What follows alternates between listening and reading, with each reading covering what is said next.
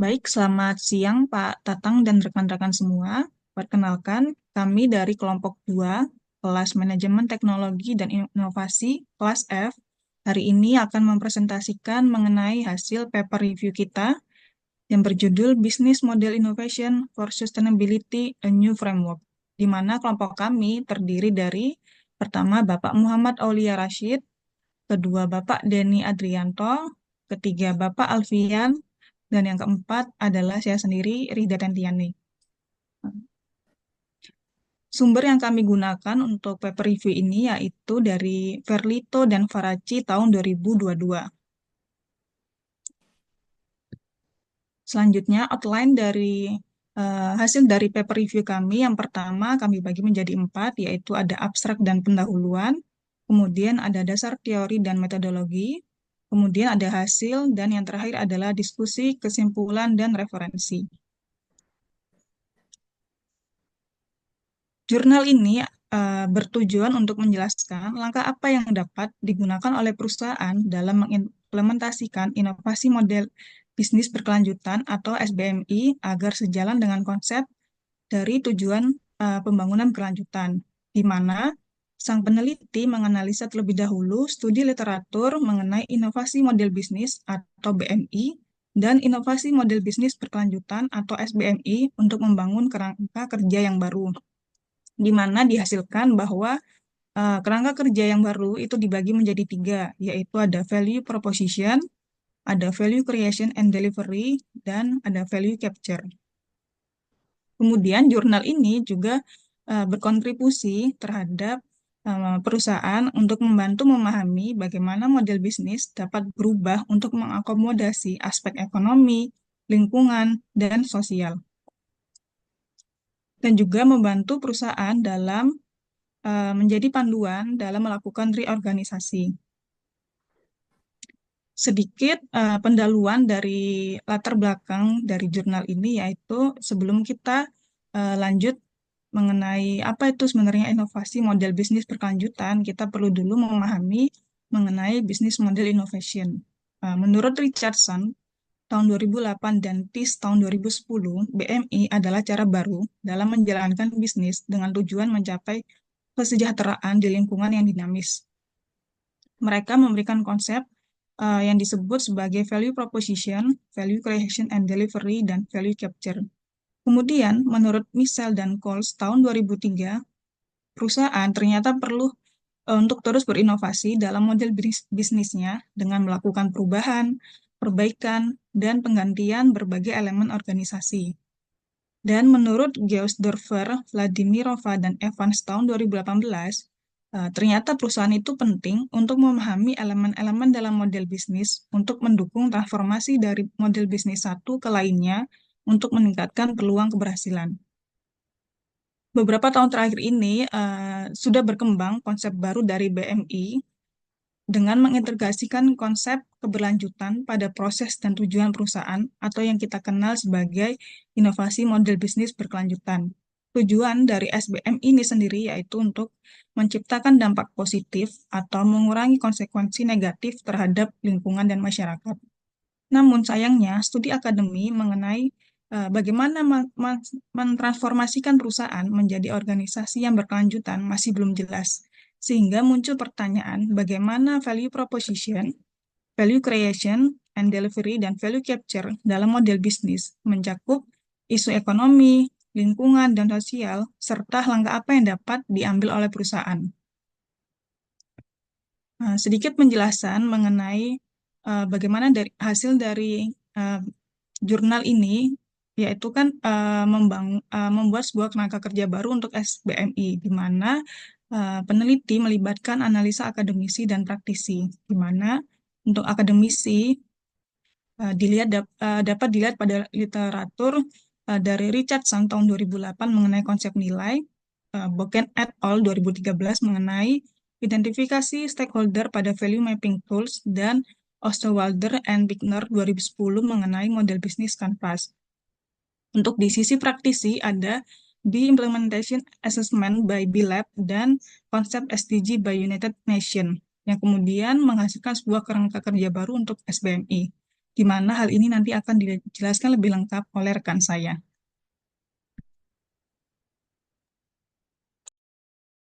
Baik, saya akan melanjutkan review pada bagian dasar teori ya. Jadi dalam jurnal ini tuh dasar teorinya memberikan tinjauan secara menyeluruh mengenai Business Model Innovation atau BMI dan Sustainable Business Model Innovation atau SBMI. Nah, secara pembahasan sendiri cukup terstruktur ya dengan dukungan literatur akademik yang relevan gitu, mencakup perspektif konseptual maupun praktis. Jadi dalam materi terkait BMI, jurnal ini tuh menjelaskan bagaimana konsep BMI itu berkembang dari sekedar inovasi teknologi menjadi transformasi model bisnis yang lebih luas. Nah, literatur yang dikutip seperti dari Amit dan Zott 2020 dan Osterwalder et al. 2025 itu literasinya mendukung ide penulis terkait pemanfaatan elemen-elemen model bisnis gitu. Nah, lalu salah satu kekuatan utama dalam bagian ini yaitu penyajian secara klasifikasi dan taksonomi ya, seperti ada 4 jenis BMI menurut Gisdorfer, startup, transformasi, diversifikasi, dan akuisisi.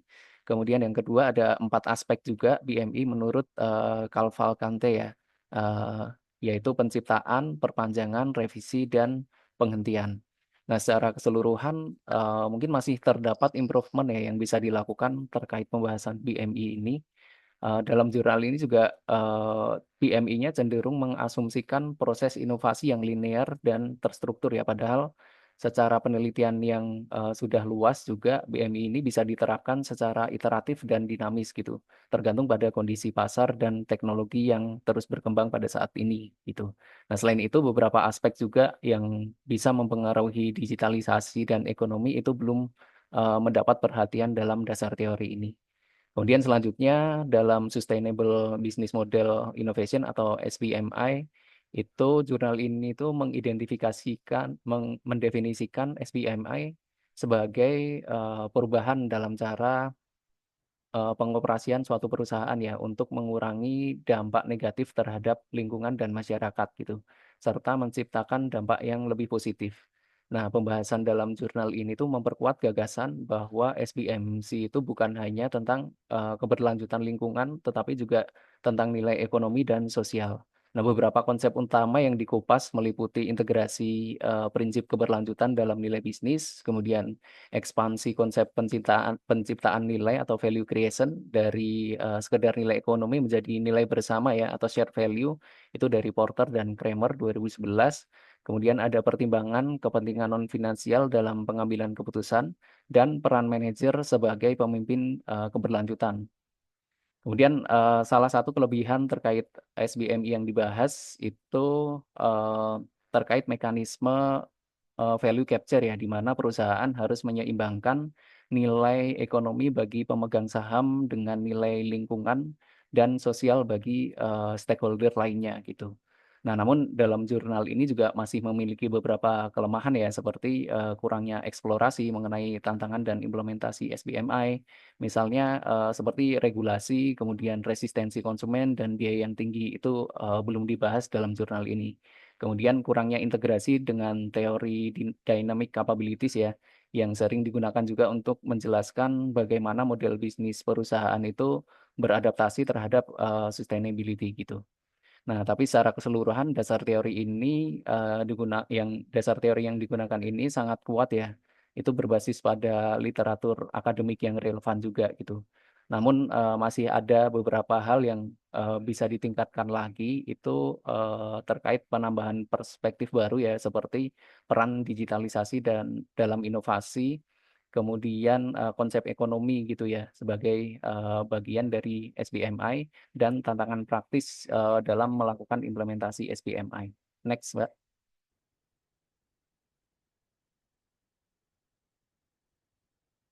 Nah, untuk review selanjutnya terkait metodologi di jurnal ini tuh menggunakan pendekatan konseptual ya dalam pengembangan kerangka kerja SBMI gitu. Nah, proses penelitiannya dibagi menjadi 3 tahap utama. Yang pertama pemilihan artikel, yang kedua penyusunan desain kerangka kerja, dan yang ketiga analisis artikel ilmiah. Nah, kita coba review dulu untuk yang pemilihan artikel ilmiah. Ini di dalam jurnal ini menggunakan database Scopus ya sebagai sumber utama dalam mencari literatur yang relevan gitu. Ada beberapa kata kunci yang mungkin digunakan ya meliputi sustainable business model, kemudian business model innovation dan sustainability gitu dan beberapa kombinasi lainnya. Nah, syaratnya ini juga kata kuncinya ini muncul di judul abstrak atau kata kunci di dalam artikel. Nah, beberapa literatur yang digunakan dalam seleksi literatur ini yaitu hanya artikel dalam bahasa Inggris, kemudian diterbitkan antara tahun 2010 sampai 2021, termasuk juga di dalamnya ada bidang bisnis, manajemen, dan accounting, dan artikel-artikel yang diambil itu diterbitkan di jurnal bereputasi dan memiliki lebih dari 50 citasi. Nah, pendekatan ini untuk pemilihan artikel ilmiah ini cukup ketat ya, dan mungkin keuntungannya adalah meningkatkan kredibilitas literatur yang digunakan gitu. Namun terdapat beberapa kelemahan seperti hanya menggunakan Scopus itu mungkin mengabaikan artikel penting dari database lain seperti Web of Science atau Google Scholar gitu ya.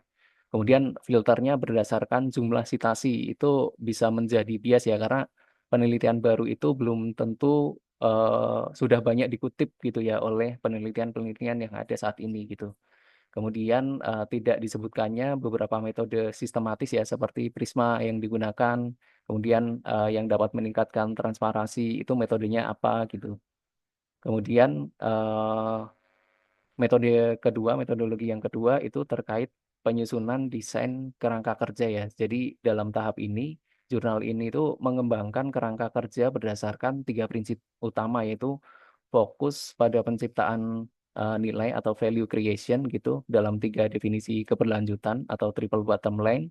Kemudian yang kedua pendekatan multi stakeholder untuk kepentingan yang membutuhkan pemikiran yang lebih terstruktur. Kemudian analisis menyeluruh terhadap aspek model bisnis. Nah, kerangka kerja yang dikembangkan itu didasarkan pada teori akademik ya, seperti tiga konsep nilai menurut Richardson. Itu ada value proposition, value creation and delivery, dan value capture gitu. Kemudian ada juga penggunaan business model canvas atau BMC dan value mapping tool dari Boken et al. Gitu untuk memperhitungkan dampak positif dan negatif terhadap stakeholder. Nah, selain sumber akademik, jurnal ini juga menggunakan sumber non-akademik seperti metode Business Impact Assessment atau BIA dari B-Lab yang menilai secara praktik untuk bisnis itu yang bertanggung jawab secara sosial itu siapa saja gitu ya. Kemudian ada framework implementasi SDG dari United Nations Global Compact di tahun 2020. Nah, pendekatan ini memperkuat kredibilitas juga ya dan relevansi dari kerangka kerja yang disusun. Namun kelemahan utama dalam bagian ini itu adalah tidak adanya validasi yang empiris gitu. Jadi tanpa menggunakan studi kasus atau wawancara yang praktis itu sulit untuk melakukan penilaian apakah kerangka kerja ini dapat diterapkan dalam dunia nyata atau tidak gitu. Nah, kemudian metode yang ketiga adalah analisis artikel ini ilmiah. Jadi ada tiga elemen utama yang tadi sudah dijelaskan juga. Ada value proposition, value creation, dan delivery, dan value capture.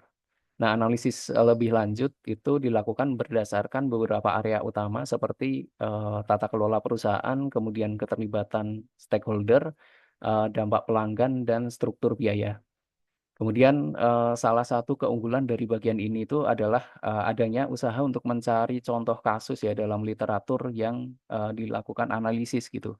Namun ada beberapa kekurangan yaitu tidak ada metode analisis yang dijelaskan ya secara rinci. Kemudian tidak ada juga mekanisme validasi atau uji keandalan data sehingga sulit untuk mengukur apakah kesimpulan yang diambil nantinya dapat direplikasi oleh peneliti lain atau tidak gitu. Nah, secara keseluruhan untuk review metodologi ini dalam jurnal ini cukup kuat ya dan sistematis ya metodologi yang digunakan gitu terutama dalam seleksi literatur dan pengembangan kerangka kerja. Namun ada beberapa aspek mungkin yang perlu ditambahkan ya seperti menyertakan lebih banyak sumber database di luar Scopus gitu ya. Kemudian menggunakan metode sistematis dalam seleksi artikel. Kemudian melakukan juga validasi empiris ya terhadap kerangka kerja yang dikembangkan gitu. Next, selanjutnya akan dijelaskan oleh rekan saya. Oke, terima kasih. Jadi hasil dari penelitian ini berdasarkan proses yang telah dibahas sebelumnya. Penelitian ini mengusulkan visi multidimensi untuk inovasi model bisnis berkelanjutan yang telah diilustrasikan dalam kerangka khusus pada gambar berikut. Berikut ini adalah pembahasan mengenai 3 makro area yang telah diidentifikasi yang mengintegrasikan berbagai pendekatan utama dalam analisis model bisnis berkelanjutan. Terdapat 5 item. Yang pertama ada klasifikasi of value dari Richardson. Model ini mengklasifikasikan nilai dalam 3 aspek utama. Yang pertama ada value proposition atau nilai yang ditawarkan kepada pelanggan dan pemangku kepentingan. Yang kedua, value creation dan value delivery. Cara perusahaan menciptakan dan menyampaikan nilai melalui aktivitas bisnisnya. Yang ketiga, value capture. Cara perusahaan mengelola biaya dan pendapatan untuk berkelanjutan finansial. Yang kedua ada dari building blocks of business model canvas of stakeholders. SBMI tetap menggunakan elemen dasar dari business model canvas seperti customer interface, key activities, key resource, dan key partners, tetapi menambahkan aspek keberlanjutan. Stakeholder identification, Bob et al. Dalam value mapping tools, model ini mengidentifikasikan pemangku kepentingan lebih luas, termasuk investor, pemerintah, masyarakat, hingga lingkungan sebagai bagian dari sistem bisnis. Stakeholder engagement menjadi kunci dalam memastikan bisnis dapat memberikan dampak positif bagi semua pihak. SDG Implementation Framework dari United Nations. Kerangka ini memastikan bahwa model bisnis mendukung Sustainability Development Goals atau SDG dengan memperhatikan lingkungan, environment, sosial, people and community, dan tata kelola governance. Strategi operasional mencakup efisiensi sumber daya, pengurangan emisi, dan kesejahteraan pekerja. BIA, Impact Assessment dari BLAB, metode ini menilai dampak bisnis terhadap tata kelola, pekerja, pelanggan, komunitas, dan lingkungan. Dalam SBMI, aspek-aspek ini diintegrasikan untuk menciptakan dampak positif yang lebih luas. Dengan menggabungkan pendekatan ini, SBMI memungkinkan perusahaan untuk tidak hanya fokus pada keuntungan finansial, tetapi juga memberikan nilai sosial dan lingkungan yang berkelanjutan. Selanjutnya akan dibahas lebih detail dari 3 value ini. Yang pertama terkait value proposition. Dalam SBMI tidak hanya mencakup nilai yang ditawarkan perusahaan, tetapi juga bagaimana tata kelola bisnis diterapkan. Dari tata kelola dibagi 3 poin utama. Pertama, mission, etik, dan transparansi. Mission memperbarui misi, visi, dan nilai perusahaan untuk selaras dengan prinsip keberlanjutan, menggunakan triple bottom line atau TBL dalam bisnis untuk menciptakan dampak ekonomi, sosial, dan lingkungan. Etik, kode etik perusahaan sebagai pedoman perilaku bisnis, dan perlunya audit etik untuk memastikan kepatuhan terhadap standar etis. Yang ketiga, transparansi, keterbukaan dalam laporan keuangan dan operasional, serta komitmen terhadap tanggung jawab sosial dan lingkungan. Selanjutnya, value creation dan value delivery. Fokus utama dalam SBMI adalah bagaimana perusahaan menciptakan dan menyampaikan nilai keberlanjutan. Di sini dibagi 4 poin utama, ada customer interface, key activities, key resource, dan key partner.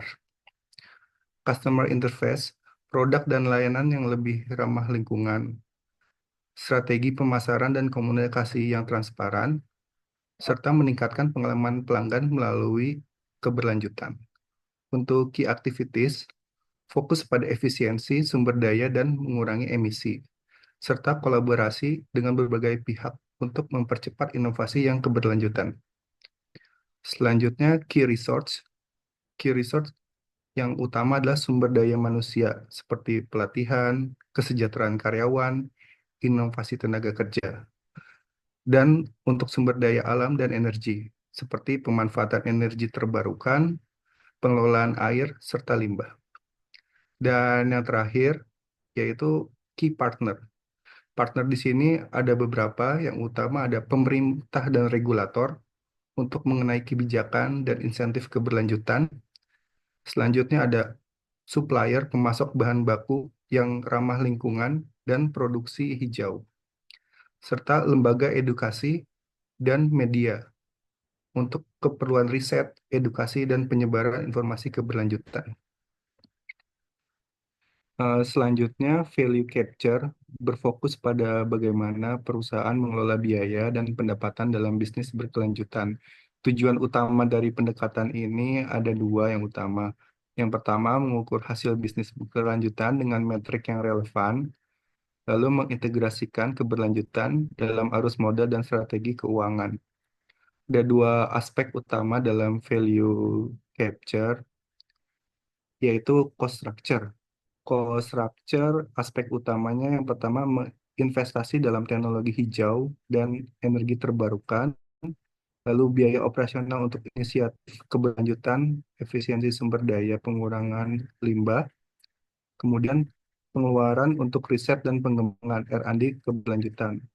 Lalu semuanya dapat dievaluasi dengan metrik evaluasi dari Breu et al. 2018. Yang pertama terkait turnover dan net income, lalu jumlah pekerja baru yang direkrut, investasi baru yang masuk, serta indeks lingkungan dan umpan balik pelanggan.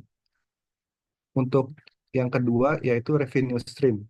Aspek utamanya strategi penetapan harga premium untuk produk ramah lingkungan, lalu pendanaan dan investasi berbasis ESG, Environment, Social, and Governance, dan yang ketiga diversifikasi pendapatan melalui model bisnis hijau. Dan matrik evaluasinya ada tiga. Yang pertama, pendapatan dari produk dan layanan berkelanjutan, lalu pendanaan dari obligasi hijau dan investor, ESG, dan yang ketiga, perubahan ekspektasi risiko terhadap aliran pendapatan. Selanjutnya akan dibahas oleh rekan saya. Ya, baik. Terima kasih. Pada bagian diskusi dan kesimpulan, paper ini menjelaskan bagaimana SBMI merupakan proses yang kompleks, terutama bagi perusahaan yang telah lama beroperasi atau incumbent. Pada perusahaan baru, relatif lebih mudah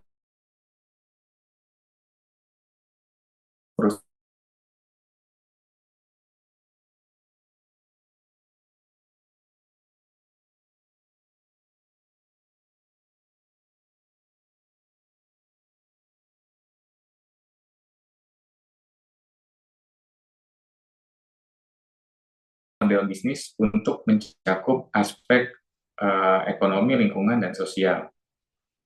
Yang kedua, jalur apa saja yang bisa diambil oleh sebuah organisasi dalam proses ini. Maka dari itu, paper ini membagi kerangka kerja baru menjadi tiga bagian utama. Yang pertama yaitu value proposition atau proposisi nilai, value creation, delivery atau penciptaan dan penyampaian nilai, dan value capture atau penangkapan nilai. Pada bagian pertama yaitu value proposition, tujuan baru perusahaan seharusnya bisa muncul dari motivasi dan budaya organisasi yang otentik, seperti itu. Dan dalam dimensi ini, tata kelola atau governance menjadi elemen yang penting. Meskipun dalam banyak studi tentang model bisnis, aspek ini sering diabaikan. Pada bagian kedua yaitu value creation and delivery, berfokus pada bagaimana perusahaan menciptakan nilai bagi pelanggan, serta sumber daya utama, aktivitas, dan kemitraan yang diperlukan untuk menyampaikannya. Di sini, tim penjualan memiliki peran yang penting dalam mempromosikan nilai perusahaan. Selain itu, seluruh aktivitas dalam bagian ini juga harus menjamin transparansi dan etika. Pada bagian terakhir yaitu value capture, berfokus pada pengukuran dampak dari inovasi bisnis berkelanjutan ini. Intinya, setiap perusahaan yang ingin beralih ke model bisnis yang lebih berkelanjutan mereka harus memahami bagaimana nilai yang mereka tawarkan berubah, atau value proposition, bagaimana mereka menciptakan dan menyampaikan nilai tersebut, atau value creation dan delivery, dan bagaimana cara mereka bisa mengukur dampaknya atau value capture. Next. Ya, penelitian ini memberikan pengetahuan baru dari sisi implikasi teoritis gitu ya, memberikan pengetahuan baru tentang desain proses inovasi model bisnis berkelanjutan atau SPMI dengan memperkenalkan kerangka kerja baru. Pendekatannya dinamis terhadap model bisnis dan pengenalan alat yang bernilai untuk memahami bagaimana model bisnis itu berubah. Penelitian ini juga menghubungkan teori dengan sumber praktis, bukan hanya berdasarkan konsep akademik semata. Tujuannya adalah mengembangkan kerangka kerja yang integratif yang mencakup elemen-elemen yang mudah untuk diselidiki sehingga dapat mempermudah proses inovasi model bisnis. Selain itu, kerangka kerja ini juga berbeda dari penelitian akademik sebelumnya seperti yang dilakukan oleh Brewer et al. Tahun 2018.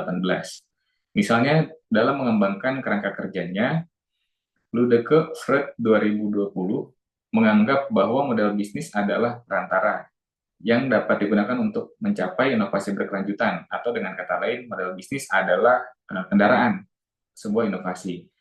Namun dalam penelitian ini, di paper ini, menyampaikan bahwa model bisnis bukan hanya sekedar alat inovasi, tapi merupakan objek utama yang mengalami inovasi itu sendiri. Jadi inovasi dalam model bisnis ini bukan hanya perubahan kecil dalam cara perusahaan beroperasi, tapi juga bisa menjadi perubahan mendasar dalam cara bisnis menentukan dan menangkap nilai. Kemudian dari sisi implikasi manajerial, bagian ini menjelaskan bagaimana kerangka kerja dapat membantu manajer dan konsultan dalam praktik yang nyata, khususnya dalam mengimplementasikan keberlanjutan di dalam perusahaan. Poin-poin pentingnya, kerangka kerja ini bisa dijadikan panduan praktis untuk melakukan perubahan model bisnis yang lebih berkelanjutan. Bisa juga digunakan untuk merancang transformasi baru atau memperbaiki proses yang sedang berjalan. Pendekatannya iteratif dan fleksibel, artinya perubahan bisa dilakukan secara bertahap dan berulang sambil terus dievaluasi. Mengurangi penolakan dari karyawan atau manajemen terhadap perubahan karena prosesnya jelas dan mudah dipahami. Sangat berguna untuk UMKM yang biasanya tidak punya sistem pelaporan berkelanjutan sekompleks perusahaan besar. Sehingga dengan mengikuti langkah-langkah kerja ini, manajer dapat membuat proses inovasi bisnis menjadi lebih terarah, terstruktur, dan berkelanjutan, bahkan dalam skala yang lebih kecil seperti UMKM. Next. Ya, penelitian ini memiliki beberapa keterbatasan, diantaranya menggunakan pendekatan yang teoritis dalam membahas SBMI. Kerangka kerja yang diusulkan juga mungkin diinterpretasikan secara berbeda oleh berbagai peneliti. Karena itu, hasil penelitian ini belum dilakukan melalui metode kualitatif seperti studi kasus. Hal ini terjadi karena keterbatasan ruang dalam artikel serta resiko mengalihkan fokus pembaca dari inti pembahasan. Oleh karena itu, studi di masa mendatang dapat menggunakan pendekatan studi kasus untuk mengevaluasi seberapa relevan dalam dapat diterapkannya kerangka ini dalam konteks organisasi yang berbeda atau dalam ukuran perusahaan yang berbeda, baik perusahaan kecil atau perusahaan yang besar. Selain itu,